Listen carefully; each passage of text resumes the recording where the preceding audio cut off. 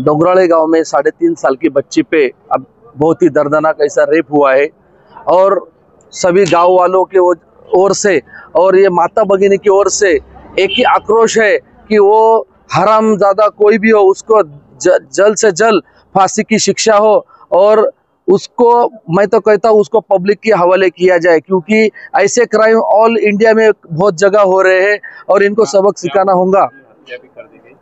और बड़ा सा पत्थर वगैरह ऐसा कुछ सर पे डाला गया है और उसका हमने अभी चेहरा देखा तो वो देख के एक जन को चक्कर आ गए। मैं तो हॉस्पिटल में रहता हूँ, लेकिन मुझे देख के भी मुझे बहुत ही ऐसा मेरा दिल भरा है। वो देख नहीं सकता ऐसा वो मंजर देखा मैंने अभी।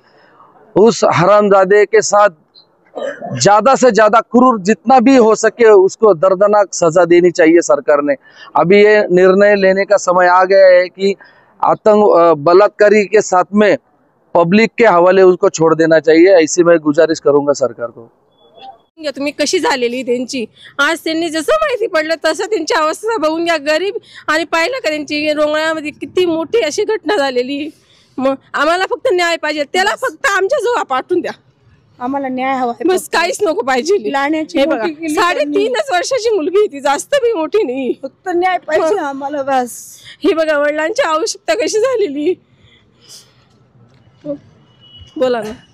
न्याय पाहिजे मला आणि ज्यांनी केलंय ना त्याला गावात फाशी होईल तरच आम्ही अंत्यविधी करू।